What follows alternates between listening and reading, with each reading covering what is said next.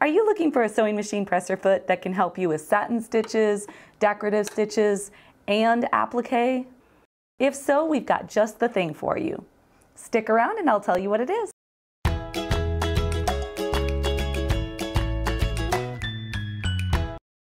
Hey everybody, Trisha here with Sewing Parts Online.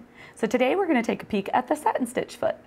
The satin stitch foot is ideal for satin and decorative stitches because it has a tunnel or a groove on the underside of the foot. This accommodates the extra thickness of thread when sewing these bulkier stitches. Oftentimes you can get an open toe satin stitch foot as well. This too has a groove under the foot, however the front of the foot is open. This foot is great for applique as the open front gives you greater visibility. You may have heard the term satin stitch and have wondered, what the heck does that mean? All it really means is a zigzag stitch done really close together. So just note that if your manual doesn't specify a satin stitch, that doesn't mean you can't do it. You would simply need to select a zigzag stitch and decrease your stitch length.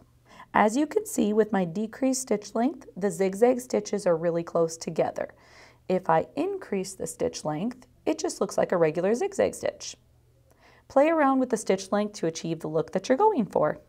If you will be sewing a satin stitch or decorative stitches, especially when sewing on satin fabric, it's really beneficial to use a little bit of stabilizer. That little bit of stabilization really helps produce nice results. A really fun application when doing decorative satin stitches is using metallic thread. It is so pretty and shiny. When using metallic thread, make sure that you use a metallic needle. I myself like a size 14. The metallic needle has a large eye to make threading easier. It also has a large groove to prevent shredding during stitch formation. Some machines' manuals recommend using a lightweight bobbin thread, such as 80 weight. This just ensures that your upper thread won't fight for tension, and it reduces bulk. Although I've found that my machine likes about a 50 weight, so as usual, test on some scraps. Can you think of an area where you would use this foot? Comment below. I'd love to hear your ideas. For another example, let's do a satin stitch with a scalloped edge. When doing decorative stitches, I prefer a thread that has some shine to it. I just think it looks a little bit fancier. Here I've used Madeira poly neon thread. It has a nice vibrant sheen to it, but it's super easy to work with. Regardless of the thread you choose, always test on some scraps before moving forward with your project. It may be necessary to adjust your tension.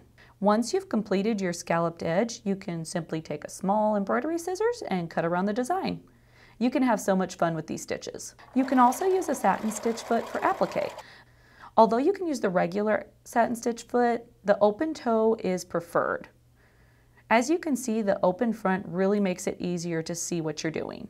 This is the seam-aligned glue. It's going to hold your fabric in place and it'll avoid shifting and you can easily applique.